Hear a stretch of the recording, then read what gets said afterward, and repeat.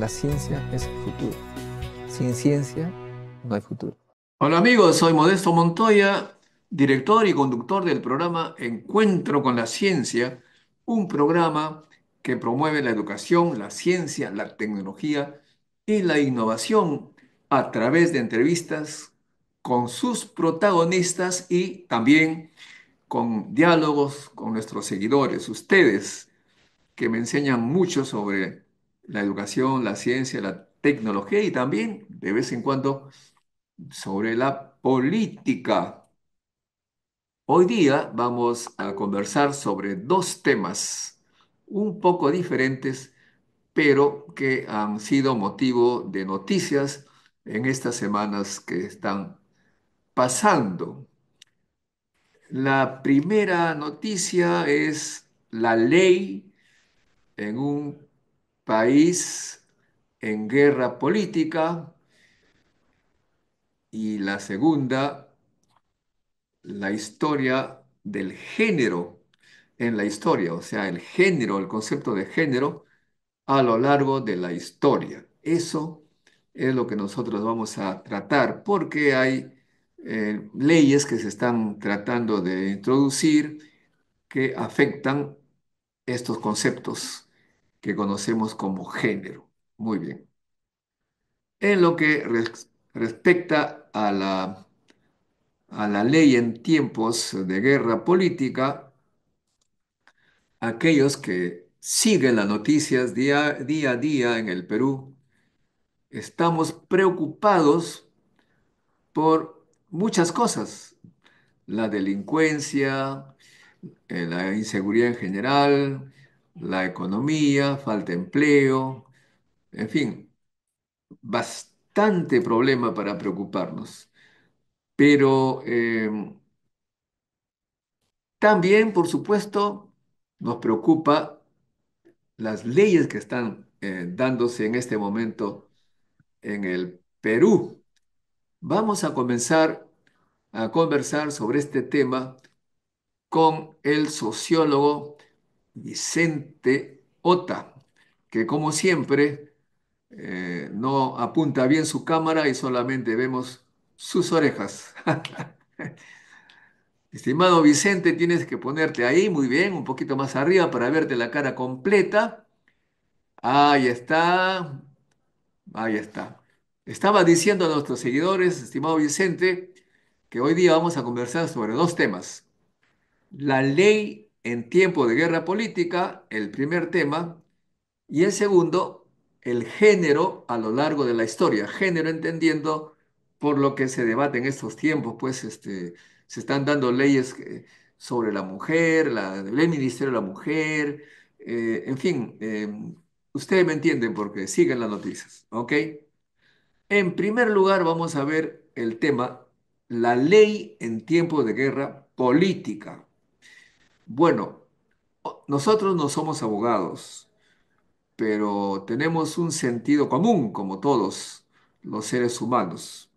Entonces, lo que estamos viendo en el Perú en este momento es una guerra donde todo vale. Eh, los delincuentes hacen de las suyas y aquellos que son sospechosos de algún delito, digo sospechosos, no estoy diciendo que son delincuentes también.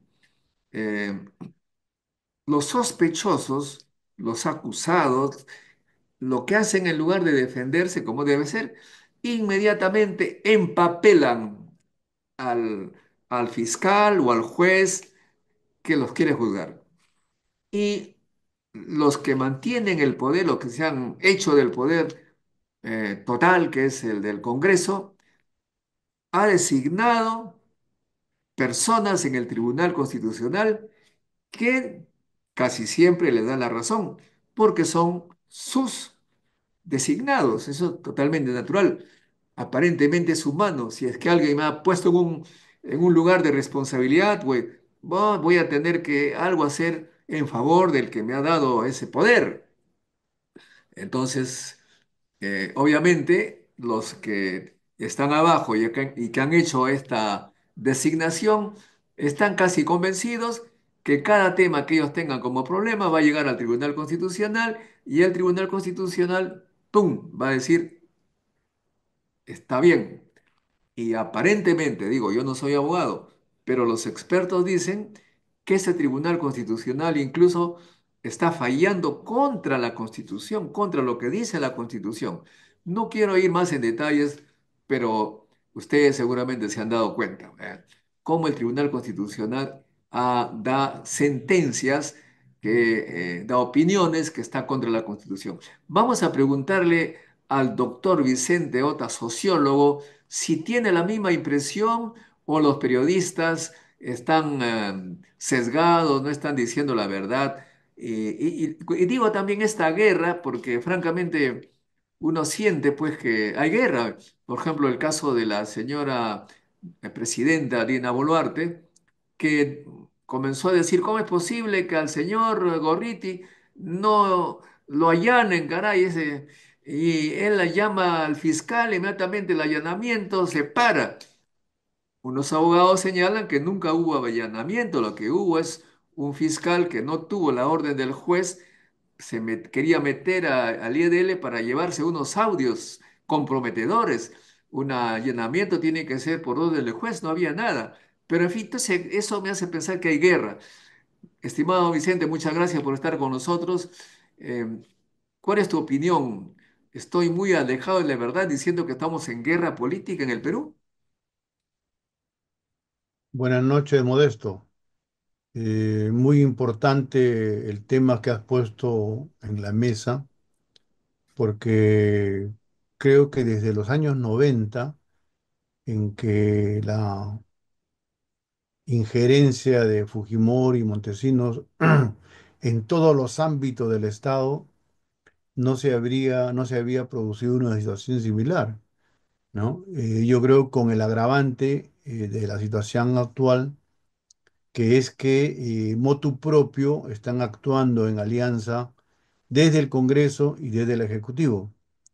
Eh, lo que se busca es terminar de destruir el sistema de derecho en el país, ¿no? Cuando tú hablas de guerra y la política y cosas por el estilo, siendo más exacto, lo que hay es una sistemática campaña por la destrucción del poder judicial, ¿no?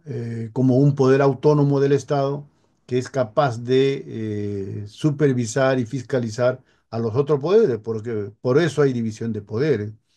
Entonces estamos en un proceso donde, jugando en pared entre el Congreso y el Ejecutivo, sistemáticamente están modificando las leyes para beneficiar al crimen. Creo que la ley, son siendo varias, ¿no? Y eso tiene fecha, el febrero de 2022, creo que es el momento en que empieza una alianza abierta y explícita entre bancadas en el Congreso para empezar a boicotear la aplicación de la justicia. Y empieza por una serie de trabas para debilitar, casi eliminar esta cuestión de la confesión sincera, ¿no? Entonces comienzan a poner una serie de cortapisas, de tal manera que esa ley queda casi inutilizada, y era lo más efectivo contra los delincuentes, ¿no? Porque te acogías a una confesión, merecías una reducción de pena, y entonces varios de los cabecillas de los grupos, eso, comenzaron a acogerse, ¿no? Primero. En segundo lugar, la modificación, ¿no? Contra la ley especialmente dura y inmediata contra los cabecillas del crimen organizado. Eso ha sido prácticamente anulado. ¿Por qué? Porque en la acusación que hay a personajes como Castillo, como Cerrón, como la propia presidenta, ellos aplican, ¿no?, a jefes de crimen organizado. Ellos no son cualquier miembro de banda. Entonces, cambiar eso y prácticamente dejarlo inútil ha sido la segunda gran campaña que han hecho en el Congreso.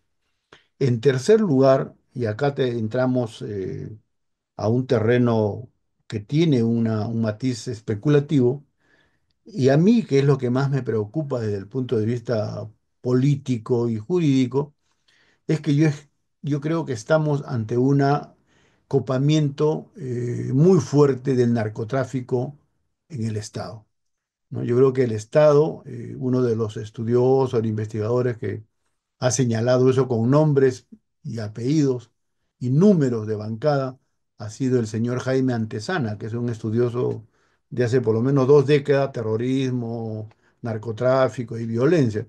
Y él ha sido enfático y explícito en señalar cómo hay gobiernos, gobernadores regionales claramente financiados, puestos por el narcotráfico. Y él acusa a uno de ellos, al señor Oscoruma, ¿no? Oscorima, este de Ayacucho, Waiki de los Rolex con la señora Dina Boluarte. Y así hay otro. También hay acusaciones similares en el gobierno de la Libertad, donde tú sabes que ahí campea el asesinato, el crimen, ¿no? El oro ilegal, todo lo que es ilegal está arraigando en esa zona.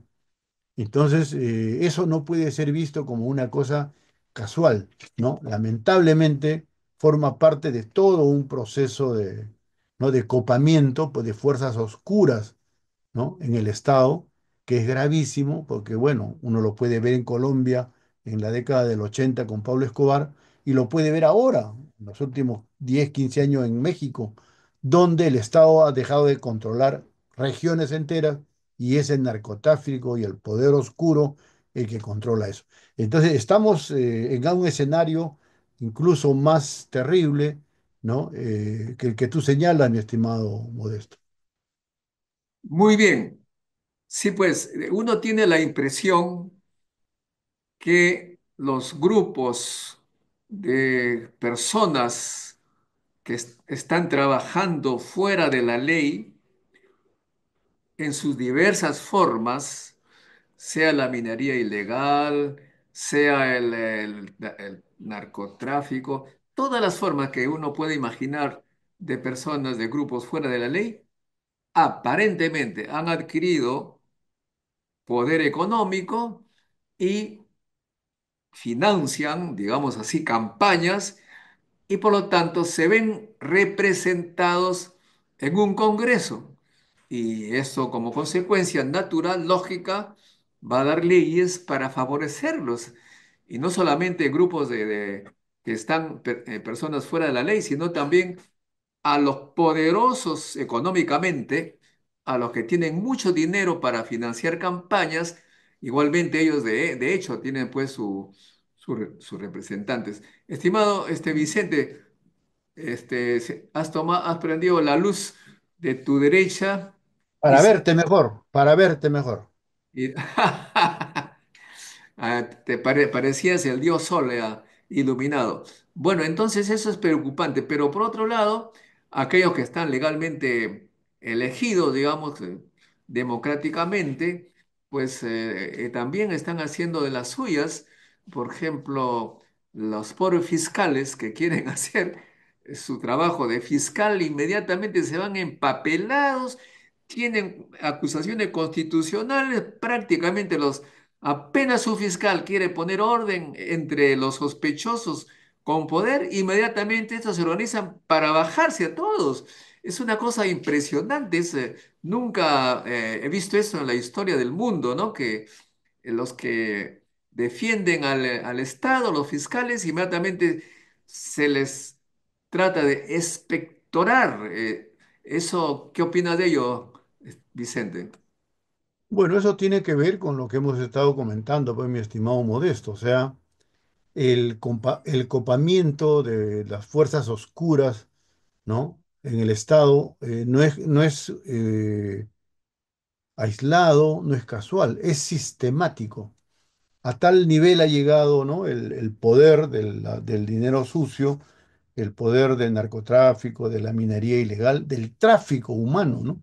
Porque tú sabes, hay poca información, pero indica de que después de narcotráfico, el tráfico humano, o sea, la prostitución, la venta de órganos, cosas por el estilo, eso vendría a ser el segundo rubro económico más importante, ¿no? Del tráfico, de la economía ilegal. Entonces, con esos recursos tan abundantes y ahora con un control tan débil en el sistema financiero y económico del país, una buena parte de estos dineros terminan blanqueándose en empresas, ¿no? Ya uno puede tener un ejemplo, el grado de corrupción, ¿no? Que hay cuando uno recuerda este caso de Caliwarma, ¿no? Y donde la empresa promotora que vendía carne podrida, carne de caballos, ¿no? Cuando es acusado y empieza la investigación, asesinan al dueño de la empresa, ¿no? Entonces estamos en un terreno abiertamente mafioso cada vez más, o sea, y no te olvides, no hay que olvidar que Caliwarma es un programa del Ministerio de la Mujer y Personas Vulnerables, o sea, es del Estado, o sea, eran negocios con el Estado, ¿ya? Y luego de ese asesinato, ese crimen, todo ha quedado silenciado porque dieron la noticia o versión de que había sido un suicidio, ¿no? Algo así como que te jalas con un palo, una soga desde atrás, ¿no? Y dice que se suicidó, lo que es un absurdo. Entonces, lo que te quiero decir es, deberíamos tener una gran preocupación, ¿no? Y urgente preocupación por la manera como el Estado está siendo copado. Tú lo has dicho muy bien, y eso tiene un punto ¿no? de inflexión importante en el nombramiento de los miembros del Tribunal Constitucional. Han sido nombrados casi así a la guerra, a la celeridad por este Congreso, ¿no? Y entonces el Tribunal Constitucional, que debería garantizar la legalidad, la constitucionalidad, ¿no? En momento de controversia falla a favor de la gente del Congreso, no de la ley ni de la justicia. Y por último, para cerrar este círculo de control del sistema judicial, igualito nombraron hace año y medio, algo así, ¿no? A un personaje en la Defensoría del Pueblo que tenía serio cuestionamiento, ¿no? Venía cuestionamiento de antes, porque él fue congresista en la época de Ollanta Humala, y desde ahí tenía cuestionamientos éticos y morales, este señor José Gutiérrez, y él fue elegido defensor del pueblo. Entonces, tienes a un tribunal constitucional cuestionado, tienes a un defensor del pueblo igual con muchas reservas, tienes un Congreso que hace leyes para proteger a la criminalidad. Entonces, Una ¿dónde guerra tremenda, es una guerra tremenda, pero por otro lado, esto nos concierne a todos los peruanos profesionales. Hay esa famosa, ¿cómo diríamos? Las reflexiones de Bertolt Brecht, ¿no? Que decía algo así como, vinieron por los judíos, como yo no era judío, no me preocupaba. Vinieron por los comunistas, como yo no era comunista, no me preocupaba. Y así sucesivamente cuando vinieron por mí, no había quien se preocupara. Es decir, en otras palabras, este asunto de las extorsiones, de los asesinatos, ya está llegando a los niveles profesionales. Los profesionales que tienen su remuneración pequeña mensual, ya están algunos recibiendo amenazas si no ponen su cuota en lugar de hacer una cotización, un pago de impuestos para que sirva para la policía. Ahora, para tener seguridad, hay que pagar a estos extorsionadores y nuestro ministro del Interior se va a ver asuntos interplanetarios, dicen, en Bélgica y viene feliz y se siente el rey y amenaza a medio mundo, que la fiscal le pide su celular, pues da un celular sin nada, sin memoria, entonces le pide la clave para ver sus conversaciones, no, están violando mi derecho, o sea, es una cosa que no tiene ni siquiera Gabriel García Márquez hubiera podido hacer una novela de esta irrealidad, post-irrealidad. Es impresionante, pero lo que yo quería decir es que nosotros no nos estamos preocupando, no hacemos nada, tal vez porque tenemos miedo de que nos maten en alguna manifestación, pero ya está llegando a muy cerca a nosotros. ¿No te preocupa eso, Vicente? ¿Cómo no me va a preocupar, Modesto? Estamos hablando justamente de eso y yo te saludo y felicito que tengas preocupación, la sensibilidad, el compromiso con el país de tocar un tema tan urgente y tan peligroso. Entonces, al contrario, o sea, por eso estamos hablando de esto, ¿no? Porque nos preocupa. Nos Y en segundo, preocupa, pero por estar hablando de esto, de repente nos van a dejar de correr. O sea, hay que ser valientes siquiera para... bueno, pero tú lo has dicho, pues tú cuando has mencionado a Brecht te has referido a eso. Entonces, hay un momento donde los ciudadanos, las personas que aman a su país, a su patria, tienen que tener el coraje y la valentía cívica de asumir riesgos también. Entonces, no se puede hacer tortillas sin romper huevos. Entonces hay que hacerlo y generar una corriente cívica, moral en el país, ¿no? Para tratar de limpiar estos establos de augias, de estos basurales. La otra cuestión que tú has mencionado tiene que ver con falta de mecanismos, de iniciativas, algo así como, por eso es tan importante rescatar y defender lo que hay. Cuando tú hablabas de extorsionadores, y acá es una primicia para tu programa, yo acabo de hablar con un amigo abogado que es defensor de varios vecinos de la zona donde se ha producido el incendio, y él me dice de primera mano que el origen es la extorsión, ¿no? Que ellos, los vecinos, los que viven ahí, los que tienen su tienda, en fin, no han querido pagar la extorsión de los criminales, de estos fascinerosos, y el incendio viene por ahí. O sea, ya estamos en grados, ¿no? Definitivamente muy altos ¿no? de peligrosidad y vulnerabilidad, y como tú dices, el mayor mérito de este señor Santibáñez del Ministerio del Interior es blindar a la presidenta, blindar a su hermano, ¿no? Evitar que los detengan, que les sigan los juicios, y luego hace sus informes, sus conferencias hablando verdaderamente tonterías, ¿no? Que ha mejorado el control, ahora hay disminución de violencia, ¿no? Hay menos delincuentes, como tú dices, viene de viajes así interestelares que no tienen que ver con nuestro país. Entonces, ese es el problema. O sea, la policía, las autoridades en su rango más alto, está contribuyendo, ¿no? A que el crimen se fomente, a que el crimen se desarrolle, ¿no? Muy bien, mira, te voy a contar una conversación que he tenido este fin de semana con un psicólogo.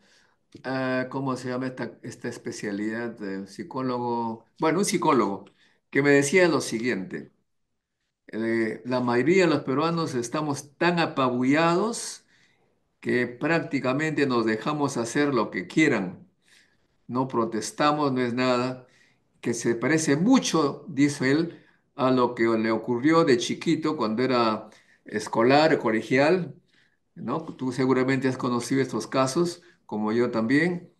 En el colegio había un matón, esos matones que siempre, que nunca faltan, que tiraba el libro de la gente al suelo, que daba un cocacho, que jalaba las orejas, y los muchachos no podían hacer nada, se estaban aterrorizados, se dejaban hacer, ¿no?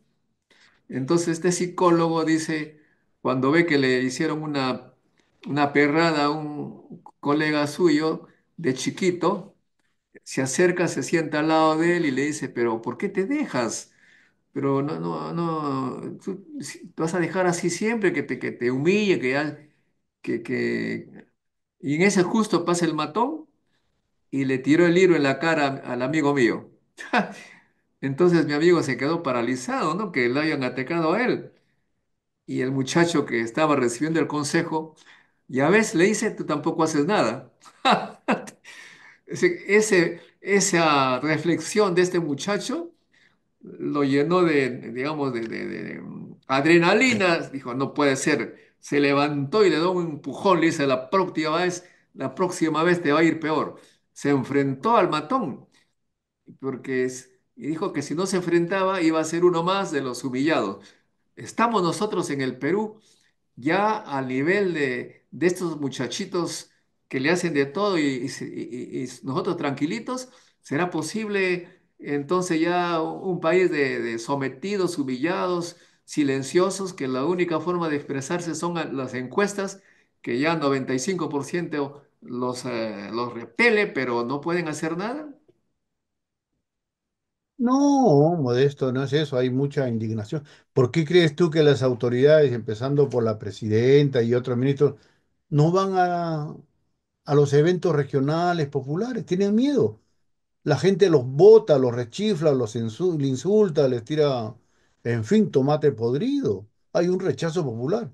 El problema del país es que en los Ya sé, últimos, pero no hay manifestaciones, digamos, como antes. bueno, ahora si te manifiestas mucho te matan, pues no venimos desde diciembre con 70, 80 muertos. El problema es que entre el 90 y el 2010, 15, la mayor pérdida, el mayor golpe a la sociedad ha sido la prácticamente eliminación de las organizaciones sociales, de las instituciones sociales. Tú todavía has sido testigo, ¿no? De la fuerza de los sindicatos obreros, de la fuerza de los sindicatos campesinos, organizaciones barriales, hasta comedores populares que servían para organizar y para movilizar. Todo eso ha desaparecido, Modesto, y en la sociedad tú no puedes interactuar y tener fuerza para participar si no tienes organización, ¿no? Muchas veces estas redes que se crean vía Facebook, vía WhatsApp, son como ilusiones, es una realidad virtual. Todo el mundo, ¿no? Ahí emite sus iras, hace catarsis, en fin, y ya con eso se quedó medio satisfecho, pero la movilización, la organización, la articulación sigue siendo indispensable y hay que volver a retomarlo, incluyendo una refundación, una renovación de los partidos y de los líderes políticos. Sin eso, vamos a estar, como tú dices, Se quedó. sometidos, apabullados, ahí, totalmente derrotados, ¿no? O sea, hay que organizarse. Muy bien, pero, ok, otro temita de esta guerra política que estamos viviendo, que es impresionante, estos patrones que ustedes, los científicos sociales, deben estar haciendo su cosecha, ¿no? El señor Trump, pues logró ser elegido por segunda vez. Algunos analistas señalan que su campaña durante los 4 años que no tuvo el poder, su campaña era: me han hecho fraude, me han hecho fraude, me robaron la elección, me ha hecho fraude, fraude. Parecía un loro todo el tiempo diciendo lo mismo y ha salido reelegido porque dicen los psicólogos que esa frase, ¿no? Miente, miente, que algo queda, pues parece que eso le ha servido. Y nosotros tenemos acá una candidata que ha dicho lo mismo, parece que se le prendió la chispa y dice: caramba, es una buena campaña eso de estar diciendo que me ganaron la votación, hay fraude. Eso parece que es una estrategia ya, la estrategia Trump. Seguramente ha seguido esa noticia, Vicente. Mi estimado Modesto, la diferencia es muy sencilla. La gente cree, por la imagen esta simplona, chabacana de Trump, cree que Trump es un estúpido, es medio tarado. Y no es así, es un tipo muy hábil, muy inteligente. Y a diferencia de la candidata que tú mencionas, él ha manejado programas mediáticos. Ha tenido programas de televisión, o sea, ha conducido programas de televisión. O sea, sabe interactuar con el público, con ese estilo medio bizarro, medio, ¿no? Estrambótico, pero sin embargo él tiene, ¿no? Formas de comunicación con el pueblo y él se dirige, a diferencia de tu programa y de tu intención seguramente, no se dirige a la gente informada, a la gente que crea opinión. Él se dirige al sector más desinformado, ¿no? Más carente de educación. Ese es ese es su interlocutor. Y eso es la gente que ha votado y ha logrado darle el triunfo. Entonces, lo que pasa es que estamos ante personajes y estilos diferentes. O sea, la candidata que tú mencionas nunca ha dirigido un programa, no sabe ni comunicarse bien con la gente, nada. En cambio, no, este Trump, míralo tú, hace show mundiales. Mira esa pelea con Zelensky en la Casa Blanca, hace show, pero no, es otro nivel, o sea, dentro de toda su chabacanería, es un tipo eficaz en cuanto a mensaje, ¿no? A difundir su mensaje, Que podamos estar de acuerdo, que nos guste su estilo, es otra cosa, pero que le sirve a él, sin duda le sirve. Un profesional de la propaganda. Muy bien, ahora vamos a tocar otro tema que sale pues de este debate que hubo la semana pasada. Un congresista protestante evangelista, no sé cómo se les dice a ellos, comenzó a decir frases un poquito insultantes hacia la mujer. Le dijo que él les iba a enseñar lo que era ser mujer. Caray, una frase que la escuché en los años 60 de los hombres machistas que decían yo la haré mujer, caray. Parecía una cosa atroz, pero supongo que fue una mala interpretación de sus ideas. Sin embargo, señalan pues que la, la sociedad peruana tiene que tener lo que Dios mandó. Ahora no sé, Dios no mandó nada, según mi abuelo, Dios no dijo nada, nos dio la capacidad de saber lo que era bueno y lo que era malo, pero aparentemente hay gente que habla en nombre de Dios y Dios, dicen ellos, ha señalado que es solamente hombre y mujer y hay que comportarse como tal, el resto son enfermos, hay que llevarlos al psicólogo, al psiquiatra, en fin, ¿cómo analizas tú esa situación a lo largo de la historia? ¿Cómo ha evolucionado el concepto? Que yo entienda, he leído también textos muy antiguos, en épocas pasadas la cosa era muy compleja, había incesto, se casaban entre hermanos, había Sodoma y Gomorra, había de todo anteriormente, a los romanos, los griegos, etcétera. ¿Cómo ha evolucionado para llegar a la situación en la que estamos con sacerdotes o pastores como el que estamos hablando y están en el Congreso? Antes de entrar en materia directamente, mi estimado Modesto, hay que puntualizar lo que tú has dicho sobre este señor congresista. O sea que creo que pocas veces ha habido gente tan poco informada, tan poco preparada, tan poco, ¿no? Con noción de cultura como este Congreso. Y ha terminado siendo una especie de mercado de traficantes, ¿no? Se trafican leyes, se trafica la criminalidad, en fin. En ese sentido, yo del Congreso me espero cualquier cosa. ¿Tú recuerdas hace, cuánto, un año, cuando denunciaron esas violaciones de niñas en la selva?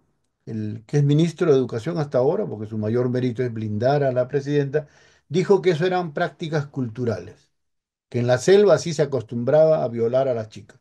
O sea, cosas que son abominables, ¿no? Abominables en cualquier persona y mayor aún, pues, en un ministro de Educación. Entonces, después de escuchar esas cosas, ya tú te puedes esperar cualquiera. Ahora, lo que dice con respecto a la mujer, te voy a poner ahí un ejemplo para que veas el nivel así. Creo que estamos fuera de cualquier ranking, ¿no? De Congreso cívico, ciudadano, decente. Tú sabes que hace año y medio que el congresista Roberto Sánchez, que fue una época mano derecha del expresidente Castillo, ¿no? El ministro de Comercio y no sé cuánto, él está para desafuero, o sea, para que lo saquen, con acusaciones probadas. ¿Y sabes la razón por la cual no lo sacan? ¿Sabes o no? Porque el accesitario vendría a ser un congresista trans, o sea, eso que se operan y se convierten hombres en mujer y cosas por el estilo. Desde el momento que se enteraron de que lo iba a suceder, Gaela Cari se llama la congresista, todo se paralizó. Así que nadie lo mueve ahí porque va a venir una trans. Entonces, con eso ya te das una idea de cómo funciona el sentido cívico republicano en nuestro país. Esos ya son indicadores, ejemplos máximos, ¿no? Yo prefiero tener, ¿no?, a este tipo sancionado, cuestionado, en fin, por ABC razones, corrupción, eso, todo con tal que no entre un trans. Entonces ya con eso ya te das una idea como la de tu pastor, ¿no? De las barbaridades que habla. Bueno, el problema y este es un tema muy, muy importante, mi estimado Modesto, porque la gente cuando habla o se refiere a género o escucha, cree que está hablando un concepto, cree que está hablando una cuestión académica. No, en realidad cuando uno habla de género, está hablando de la mitad de la humanidad, ¿no? La mitad de los seres humanos son mujeres. Y lo que estamos hablando es del trato desigual, del trato discriminatorio que se da contra esa mitad del género humano. Es una cosa abominable, es una cosa absurda, es una cosa que no debiera suceder. Ahora, en un principio, ¿no? Efectivamente, su origen para los que estamos inmersos en esta cultura y religión judea-cristiana, el fundamento fue religioso. ¿Dónde nace en la sociedad, en la civilización cristiana, la postergación y la discriminación de la mujer? Nace en esa idea de que Eva le entrega la manzana a Adán y con eso lo perdió, ¿no? Entonces, pero esa es una explicación no solamente falaz, ¿no? Sino que vista solamente en la cáscara, no en el interior. Porque según eso, mira tú, que eres científico y te sientes, te tendrías que sentir más afectado que cualquier otro, lo que es la manzana es el conocimiento, es el acceso a la verdad. Entonces, el mayor pecado de Eva fue, ¿no? Haberle ayudado a Adán a encontrar la verdad, a encontrar el conocimiento. O sea, mira el fundamento de toda la postergación de la mujer. ¿Por qué? Porque quiso ver la luz, quiso ver la verdad. Ayudó a Adán a ver eso. Por eso que la primera respuesta de Adán, ¿cuál es? Estamos desnudos. Y según la interpretación bíblica, a partir de decir la desnudez sintió vergüenza. O sea, ¿qué cosa estaba sucediendo? Que estaba descubriendo, ¿no? La realidad y la verdad. Entonces, a partir de eso, Eva es el personaje nefasto, diabólico, ¿no? De la creación. Qué Y increíble todo lo que esto, me está diciendo. Es una cosa que abominable, ciertamente. Por eso es que la vez pasada entrevisté a un docente universitario que me sorprendió tremendamente y no lo pasé en este programa porque pareció abominable lo que dijo. Dije, pero aquí parece que hay acoso. No, lo que pasa, me dice, es que las chicas vienen con vestimentas provocadoras. Eso no puedo pasarlo en mi canal porque eso absolutamente, ¿no? Es una barbaridad, es, ¿no? ¿verdad? O sea, Una la mujer es culpable de que la acosen, eso es lo que está diciendo, ¿no? Sí. Bueno, entonces lo que sucede es que luego se ha construido pues el poder masculino, el poder machista, ¿no? Ya por la división del trabajo, el hombre se vuelve, ¿no? De recolector, se vuelve cazador, la mujer asume tareas domésticas, ¿no? Y se va planteando una división donde cada vez más el hombre va asumiendo el control de la sociedad, ¿no? Y la gente no tiene información porque, bueno, no le interesa informarse, pero la adquisición de derechos civiles, ¿no? Por ejemplo, en Europa, después de la Revolución Francesa inclusive, es prácticamente en el siglo XX. En el Perú es en 1956 que la ley dice que las mujeres también tienen derecho a votar y a ser elegidas, ¿no? Pero eso es una cosa muy, muy artificial, porque lo que decía principalmente la ley era solamente pueden votar, elegir y ser elegidos los alfabetos. Y como tú sabes, hasta 1970 el 60% era analfabeta, ¿no? Y recién con Velasco, el 70 dice, en el Perú todos pueden elegir y ser elegidos, ¿no? No interesa si es alfabeto, analfabeto, habla quechua. Ahí hay una democratización fundamental que por el prejuicio, ¿no? Y la demonización de Velasco no se reconoce, pero la democratización mayor en el Perú en el siglo XX ha sido las reformas de Velasco, ¿no? Y eso incluyó a la mujer. Eso no dijo solamente los hombres votan, las mujeres no. En Estados Unidos, ¿no? Que aparecía, ahora ya está en cuestión, como la sociedad más progresiva, más, ¿no? De mayor libertad, la población negra, que es un importante segmento de la sociedad americana, recién adquiere igualdad civil a mediados de la década del 60. O sea, eso es recién. Nosotros ya habíamos nacido, ya éramos jóvenes, ¿no? Y recién, ¿no? Esta población puede sentarse en el bus, puede ir al colegio, que antes no podía, porque el negro no tenía derecho de sentarse junto e ir en un bus con los blancos, o ir a un colegio donde estaban blancos. O sea, Hay la famosa, la histórica experiencia de una mujer que se rebeló en el ómnibus y se hizo pues famosísima, ¿no? ese es el inicio, pues, de la gran revolución cívica, ¿no? De los derechos civiles en Estados Unidos, ¿sí? ¿Cierto? Y la famosa frase, tengo un sueño del Yo, hombre. yo tengo un sueño, yo tengo un sueño.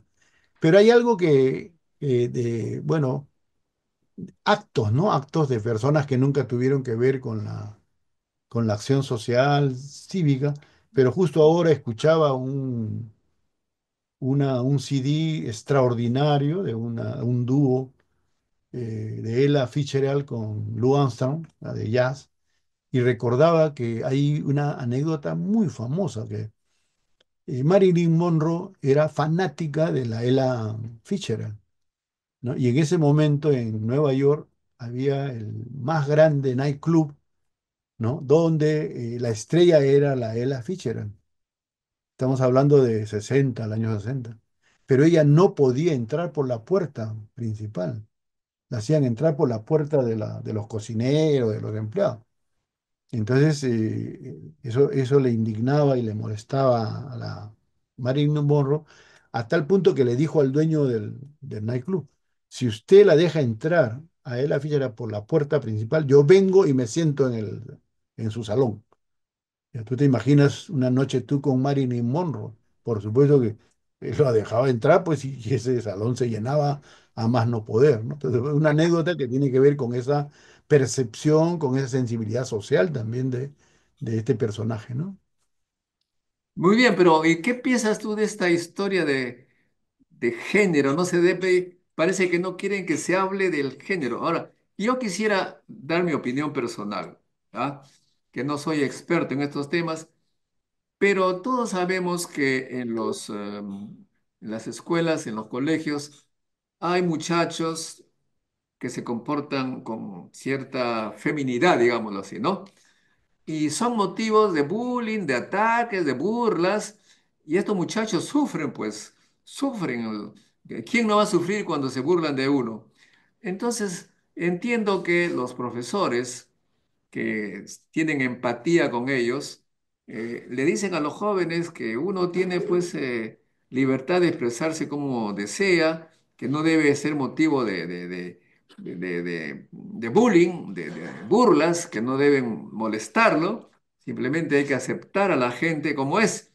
Entonces eso ya aparece como una especie dicen algunos conservadores, que eso es darle rienda suelta a que la gente escoja su manera de comportarse. No puede ser, aquí tiene que comportarse como hombre, como mujer, el resto está penado, ¿no? Como dice Trump, hombre o mujer, se acabó.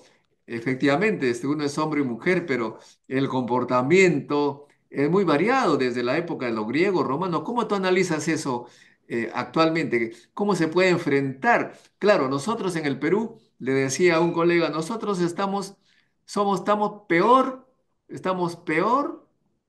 que un país colonizado. ¿Por qué?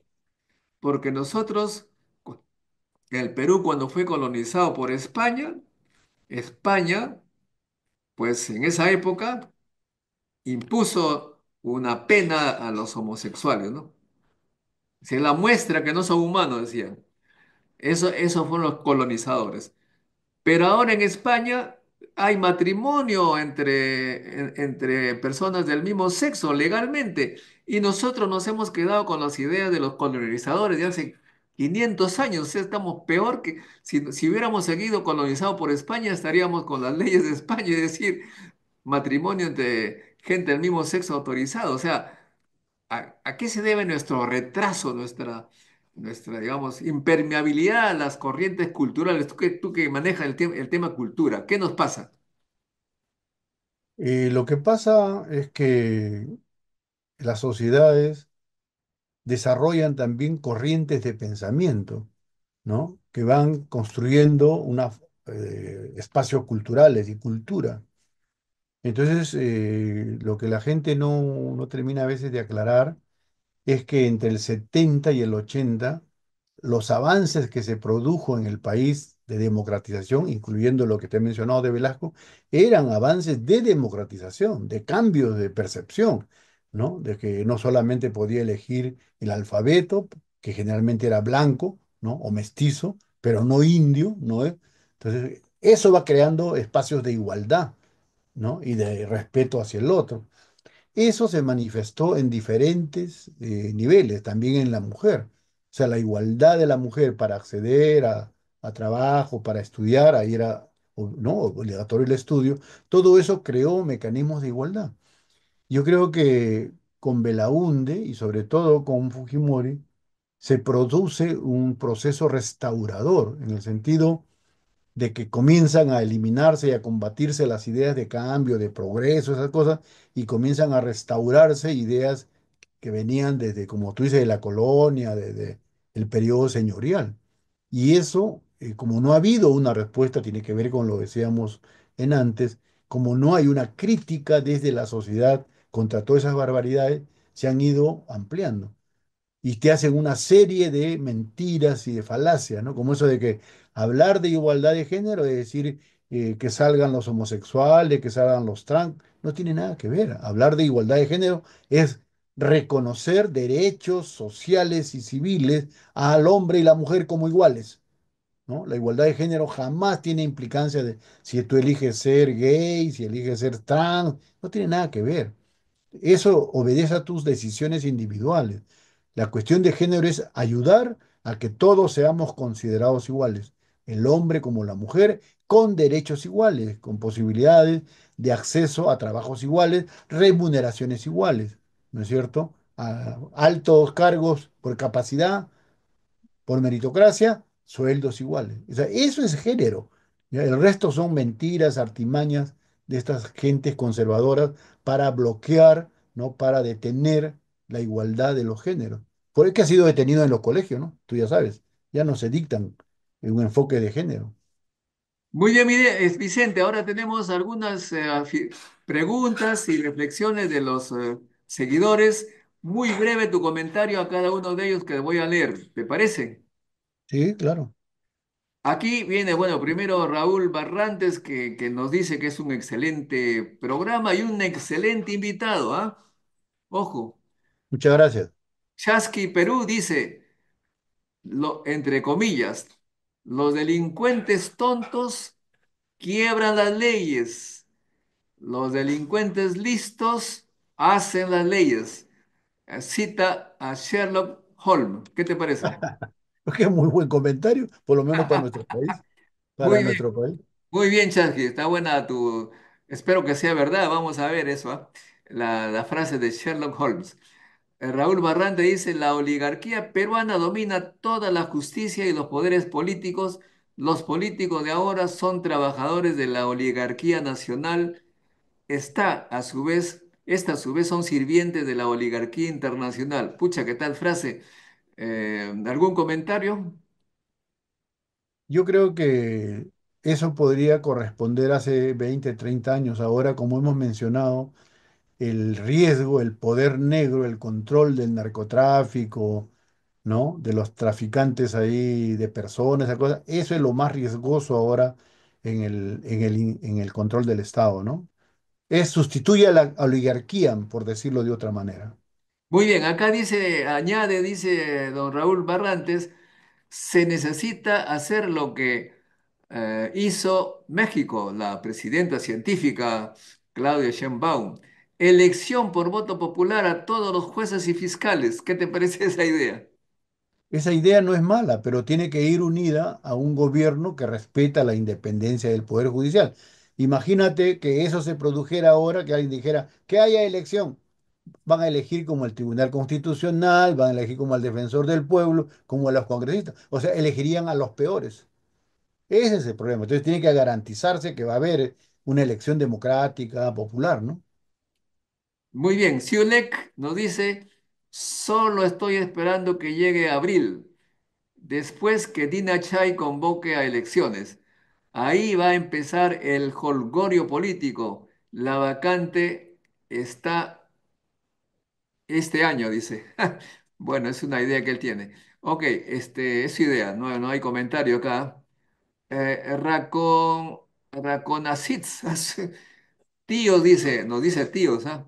Sobrinos acá. Manden un saludo a mi grupo de amigos vernaculares de Torreón, Coahuila. Tú que manejas los temas. Coahuila, causachum, causachum. Tú conoces esos términos, ¿ah? ¿A qué se refiere Coahuila? Coahuila parece su apellido. Ajá. Ciudadano geopolítico. Imagínate, dice, necesitamos un AMLO peruano para que arregle el Perú, de lo contrario, seguiremos en lo mismo. Es un comentario. Siulek dice, profe, la carne de caballo es saludable. Caramba, está bien, sí, ¿por qué no? Posee hierro, herno, el cual es de fácil absorción. Además, esta carne es magra, baja en grasas. Bueno, es un buen punto, pero Pero esto, nadie ha cuestionado la carne de caballo. Ha cuestionado dos cosas, que se engañe, que es una cosa por otra, y luego que eso esté podrido. Entonces, en ese sentido, en ambos casos, eso es lo censurable, ¿no? claro, te venden camotes por papas, pero bueno, pero también ha habido comida malograda. Siule dice, el problema es que el contrato de Cali Warma con la empresa privada decía carne de res, claro, pues está dándote razón, ¿no? Decía carne de res, no carne de caballo. Muy bien, Siule, que parece que tiene buenas informaciones, Marilyn Monroe fue una mujer que sufrió mucho, trató de adaptarse a su tiempo. Lamentablemente sufrió muchos abusos. Frank Sinatra en su hotel la mantuvo dopada. Eso fue cerca de sus últimos días. Ah, caramba. Esa información parece que está bien informado. Este, ahí he visto pues una, un tráiler de la película María Callas. Tú sabes de María Callas, esta gran cantante que fue amante, compañera de Onassis, ¿no? Ajá, Entonces, sí. Onassis la llevó a la María Callas al cumpleaños de Kennedy, de John F. Kennedy. Y allí estaba la Marilyn, que cantó Mr. President, Happy Birthday, Mr. President, ¿no? Su voz pues realmente dejaba mucho que desear, ¿no? Y la María Callas, que era una gran cantante pues de esos tiempos, maravillosa, le dice a su compañero Nazis, le dice, esa voz no la puedo soportar. Entonces, Onassis, ¿sabe lo que dice? María le dice, a los presentes no se fijan en su voz, como tampoco se fijan en tu cuerpo. Bien caballero, ¿no? Bien delicado de los nazis. Claro, ellos se fijaban en la voz de María Callas y en el cuerpo de Marilyn, cara, y bueno. Así es, así es. Mateo borró, se retractó. María dice, ¿igualdad en qué? Es necesario especificar si es profesionalmente, sí. Ah, por supuesto, estamos hablando de iguales derechos acá, igual, Bueno, igual. pues yo lo he dicho específicamente, igual trabajo, igual salario, igual cargo, igual no salario, oportunidades iguales para los cargos altos, meritocracia, competencia leal. Eso he dicho, hermano, no he hablado yo de otro tipo de igualdad. Oh, claro que no somos iguales, pues. No, sería bien aburrido ser iguales. Bueno, Mateo dice, don Modesto, don Vicente, una pregunta. ¿Qué recomienda usted, un pregrado en la uni o en el extranjero? Ah, caramba. Un pregrado. Un Bueno, pregrado. pero eso depende de varios factores, ¿no? La carrera, si en el Perú, en la UNI, hay un buen pregrado en la especialidad que quieres, no tiene sentido irte al extranjero, ¿no es cierto? En segundo lugar, también es una cuestión de condiciones materiales, ¿no? Tienes recursos para hacer un pregrado en otro lugar, eso también es una realidad. Pero sobre todo depende de la especialidad que tú quieras. Si hay acá en el Perú, no tiene mucho sentido, ¿no? Buscar irse por algo que tienes acá a la mano. Por supuesto, por ejemplo, en mi época que yo quería estudiar física nuclear, hubiera estudiado pues en un país moderno, desarrollado, con laboratorios, aceleradores, la estudié en la uni, pero el doctorado lo hice afuera porque había laboratorios gigantescos. Depende qué uno estudia, pero si quieres Así es. estudiar Claro. antropología, por ejemplo, quieres estudiar antropología o arqueología, acá es un paraíso, pues, ¿no? Bueno, Bueno. igual, acá hay pregrado de calidad, ¿no? En San Marcos, en la Villarreal, puedes estudiar esas cosas, muy bien. Janet nos aplaude. Ronald Cárdenas, Javier dice, ¿qué opinan que en el Estado peruano un magíster de la UCB y el de la UNI o del extranjero pesan igual? En el Estado peruano, bueno, la ley es así, pues la ley dice... eh, magísteres, magísteres. Además, lo dan a nombre del Estado. Más bien el extranjero está en problemas porque para ser válido en el Perú tiene que hacer toda una gestión de revalidación. O sea que el Perú debe reconocer el valor de una maestría en el MIT. Eso me parece bien raro, pero es la ley. En lo que Así es. respecta Pero al... el error que apunta acá ese comentario y que tiene validez es la ley de la creación de universidades chatarra que dio Fujimori. O sea, cualquier institución así en esa época, tu trámite se convertía en universidad, sin verificación, sin calidad. Ahora SUNEDU, que avanzó bastante hace 2, 3 años, y prácticamente la han desactivado y la han nuevamente convertido en una veedora de universidades chatarras, ¿no? Ese es el problema. Bueno, tú sabes, Vicente, que la vez pasada, por curiosidad, pero espero que ustedes que nos vean puedan confirmar.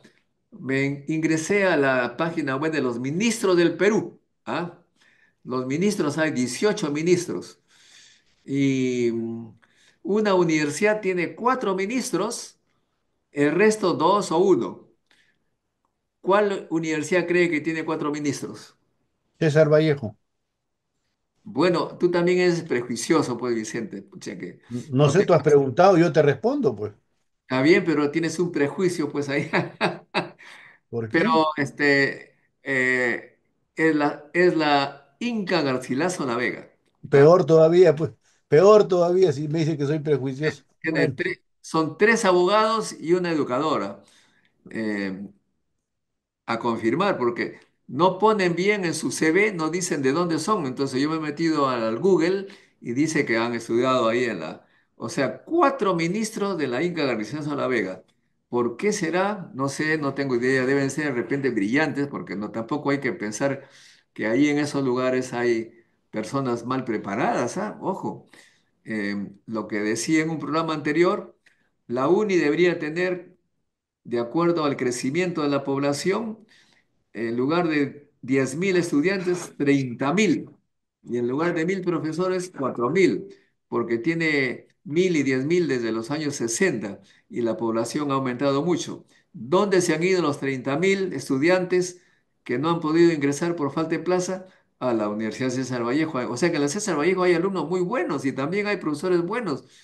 Lo que pasa es que las pensiones son bajísimas. ¿Y quién puede pagar las pensiones bajísimas? La gente que antes podía ingresar a la uni. Si tiene más plata, se va a otro lado. Pero en fin, por eso es que la Universidad César Vallejo tiene 4 veces más publicaciones científicas que la uni. De modo que hay que verlo, a ver las cosas más completas. ¿Ah?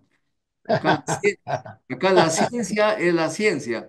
¿Cómo se mide la producción de una universidad? Por número de publicaciones científicas. ¿Cómo se ve la empleabilidad de una universidad? Por el número de ministros. Ese es.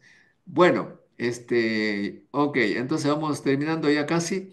Siu le dice, profe, Ernesto Cardenal, el poeta nicaragüense, tiene un poema, Oración por Marilyn Monroe, una hermosa oda a su memoria. Bueno, buena información. bueno, y acá Paco Bendezú, nuestro poeta, igual, era un admirador de Marilyn, le hizo varios poemas, y nuestro gran pintor Víctor Humareda, o sea, era el novio eterno de la Marilyn Monroe, que hizo varios cuadros también en honor a ella. O sea que hay varios enamorados de Marilyn Monroe acá. Grandes, grandes amores, no así cualquiera, grandes. Bueno, Mateo dice que se refería a ingeniería civil. La ingeniería civil tiene que ir a la uni, pues ahí está lo mejor que hay. Este, pero claro, en en un programa hablamos sobre lo que pasó en Trujillo, ¿ah? Pero bueno, Nilton Diego dice, ¿qué es una universidad chatarra? A ver, ahí está, ¿ves? ¿Para qué habla Vicente? ¿Qué cosa es una universidad chatarra? Bueno, pero todos lo saben, son universidades, centros que no cumplen con los requisitos mínimos de lo que debe ser una institución universitaria. Y eso supone desde local, desde logística, ¿no se acuerdan del famoso, esta fachada que tenía la Universidad de Pepe Luna cuando tenía ido unas construcciones ahí de madera por afuera y atrás no había nada y esa era la universidad? Universidad que no tienen laboratorio, que no tienen profesores calificados, que no tienen prácticas adecuadas. Esa es una universidad chatarra, o sea, Bueno, falsa, pero ¿no? la Universidad César Vallejo tiene profesores de la UNI y tiene laboratorios también, ¿ah? Así que de repente, Estamos hablando en general, ¿no? La César Vallejo además era, oye, la César Vallejo es la que te vende títulos, donde el propio Vallejo, ¿cómo se llama? El propio propietario ha ido, ha comprado sus títulos, ha ido, le ha regalado $1 millón a la Universidad Complutense para que tenga un título de doctor, cosa por el estilo. Eso es una él es universidad el chatarra. propietario, él es el propietario, no sé si se enseña ahí. Bueno, Denis Vázquez dice lo siguiente. La Universidad San Marcos fue fundada en 1551, cuando en Estados Unidos todavía peleaban con los indios, dice. Entonces, ¿quién es el responsable del progreso? No sé muy bien qué quiere decir con eso, pero a ver. Bueno, el progreso tiene varios factores, ¿no? Seguramente San Marcos en esa época para el Perú, para parte de América del Sur, jugó un papel importante, pero todo es dinámico, todo cambia, ¿no? Todo va modificándose, ¿no? Pero lo que pasa es pues que San Marcos en la época que nació enseñaba teología, básicamente para mantener la colonia acá en el Perú. Algo ha cambiado, pero ese era el inicio. Ronald Cárdenas dice, la verdad es que para tener un posgrado en el extranjero debes hacer varios artículos en la UCB o Garcilaso hasta una investigación sería egresas, bueno, sería egresas. Siulek dice, profe, si se puede un programa sobre la fábrica de artículos. Existe un gran mercado oculto. Efectivamente, hay pues ese problema de la fábrica de artículos. Bueno, Bueno, imagínate ahora con la inteligencia artificial, ¿no? Eso cambió todo, todo el panorama de la producción y la difusión intelectual, ¿no? claro, pero la evaluación de los artículos ya es tema del CONCITEC, de modo que nosotros nos basamos en CONCITEC. Si es que se cambia de criterio, de repente hay diferencias, pero la ley lo da el Estado, en ciencia es el CONCITEC. Bueno, Vicente, muchas gracias por estar con nosotros. Amigos, no se olviden, hagan like, compartan este programa, inviten a los amigos a suscribirse. Tenemos que ser muchos más interesados en la ciencia, ya somos más de 76.000 seguidores. Para que el gobierno nos escuche, tenemos que ser 1 millón, así como tiene algunas programas que son de pura batalla, de pura guerra. Nosotros es educación, ciencia y tecnología para que aprendamos. Nosotros aprendemos de ustedes de algo que podemos enseñarles por experiencia de viejos, pero juntos podemos hacer que el país poco a poco vaya cambiando hacia un país que valore la educación. Muchas gracias. Gracias, Vicente. Buenas noches, Modesto. Hasta un Un próximo grato encuentro. compartir contigo el Debo diálogo. recordar que Vicente es sociólogo, enseña en la Universidad Nacional de Ingeniería, es egresado de la Universidad San Marcos, ha sido viceministro de Interculturalidad, un gran conocedor de la sociedad peruana, amante de la música. Hablaremos otro día sobre sus pasiones musicales para que nos enseñe algo al respecto. Bueno, ahora sí, chao, chao, hasta Buenas pronto. noches, chao con todos. La ciencia es el futuro. Sin ciencia no hay futuro.